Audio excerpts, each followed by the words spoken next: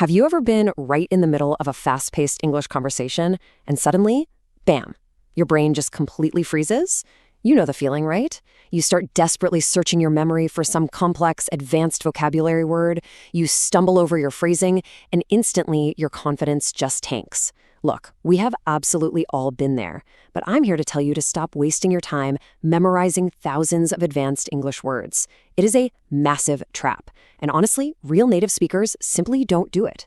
You might think you need this incredibly wide vocabulary, but what you actually need is to go much, much deeper with the words you already know. Okay, so let's dive into this. The big secret that fluent speakers know is that exactly 9 verbs, yeah, just 9, do 90% of the heavy lifting in everyday English. Instead of spreading all your energy across that tiny little slice of advanced, complicated words, focusing on these 9 core verbs will completely transform the way you communicate. Think of it like this. If you master these 9 verbs, you essentially unlock an automatic emergency English toolkit. Because real-life English happens incredibly fast, right? You just don't have time to search your brain for a fancy word. This toolkit lets you handle almost any conversation, naturally and on the fly. It's basically the ultimate shortcut to fluency, opening up massive global opportunities for you. Whether we're talking about passing a high-stakes job interview or landing high-paying freelance clients all over the world. So instead of just reading off a boring list, we're going to group these 9 verbs into 4 conversational functions: the multi-tool, the confusing pairs, the shapeshifters, and states in motion. Let's get right into it. Starting off with our first group, the multi-tool. And for this, we are talking about the absolute king of verbs, get. Get is so unbelievably powerful because it's just incredibly flexible. Instead of saying, I received a message, which, let's be honest, sounds a bit stiff and formal, you can just say, I got a message. Simple. When someone explains something to you, you don't need to say, I understand. You just say, I get it. And if you want to describe a change, like someone healing up, she is becoming better, transforms into the much more natural, she is getting better. Basically, get flexes to mean receive, understand, obtain, or become. Once you get comfortable with this one single word, your English is going to instantly sound 10 times more natural. Moving right along to our second category, the confusing pairs. This is where we look at make versus do and have versus take. First up, make versus do. Honestly, learners mix these up all the time, but there's actually a dead simple way to separate them. Make is all about creating something completely new, meaning something comes out of it.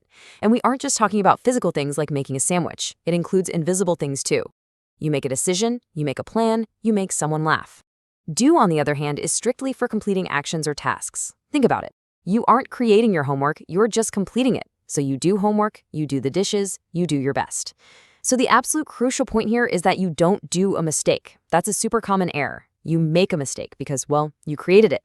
Now, what about have and take? Sometimes these two feel utterly identical. I mean, you can have a break or you can take a break, right? But there is a very subtle, really important shift in tone here. Take feels a lot more action-focused. It's active. When you take a break or take a risk, you're actively choosing to step away or do that thing. Have, though, is way softer, more relaxed, and a lot more polite. In fact, just adding have in front of certain nouns creates these instantly natural, warm expressions. Saying, can you have a look at this, feels so much friendlier than a direct, commanding look at this. You can have a coffee, have a conversation, or have fun. All right, on to category number 3, the secret shapeshifters, namely come and go. Let's look at come. This word does massive heavy lifting in English because it acts as the ultimate base for phrasal verbs. Literally just adding a tiny word to it changes the whole shebang. Take come across, for example. If I tell you, I came across a great article today, I am absolutely not saying I physically walked across the street. It just means to find something by accident. Come totally shifts from being about physical movement to an entirely new concept just by tossing a cross at the end of it. Meanwhile, its partner in crime, go, has its own secret life. Sure, we all know it's about moving from place to place, going to work, going shopping, but secretly, go is heavily used to indicate a change of state. Like when food spoils, the bread goes bad. It isn't packing its bags and walking away. Its state is changing. When a person stops talking, they go quiet. When someone's hair changes color over the years, it goes gray. Learning this little trick completely deepens your vocabulary without you having to memorize entirely new words for those concepts. And finally, we arrive at category 4, states and emotion. This covers know and need. Let's talk about know. We use it for facts, people, skills, all of that. But here's the golden rule, the thing that truly separates fluent speakers from beginners. Know is a state, not an action verb. And because it's a state, you must never use it with an ing ending. Seriously, never say, I am knowing you, or I am knowing how to swim. You simply say, I know you, or I know how to swim.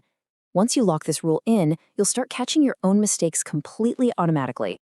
And that brings us to what is probably the most human verb of all, need. Need is incredibly powerful because it shows what matters most to you or what a situation requires, but it does it with this really emotional, caring touch. It carries urgency for sure, but it's a million times softer than giving a flat command. Saying you need to rest sounds deeply caring, human, and empathetic. Compare that to barking a command like rest now. It just sets a completely different emotional tone, right? To see how all of this actually comes together in the real world, think about how fast real-life English actually happens. Picture this. You're at a busy coffee shop. The barista looks at you and fires off this quick question. Do you need anything else? And without even skipping a beat, you naturally reply, no, I'm good, thanks. Notice how that lightning-fast, literal 5-second exchange uses 3 of our 9 core verbs: need, do, and get. Do you need anything else? No, I'm good. Wait, I get it. See? When you master this toolkit, you finally stop translating in your head. You don't have time to search for complex vocabulary when a barista is staring you down. Your core words just flow out automatically. So here is your 24-hour challenge. I want you to pick just one verb from our core list today. Let's say you go with get. Play a little game with yourself over the next 24 hours. Pay really close attention and notice every single time you hear it spoken, read it on your phone, or use it yourself. I guarantee you're going to be absolutely shocked by how often it appears in Power's everyday conversations. It'll feel like it's literally everywhere because, well, it is. Remember, true fluency isn't about cramming a wider vocabulary into your brain. It's about going deeper with the core words you already have. I'd love to hear from you. Leave a comment below. Which of these 9 verbs do you use the most, or which one still kind of confuses you? If you want to fast-track your fluency and unlock those global opportunities, hit that subscribe button, turn on notifications, and give this explainer a like.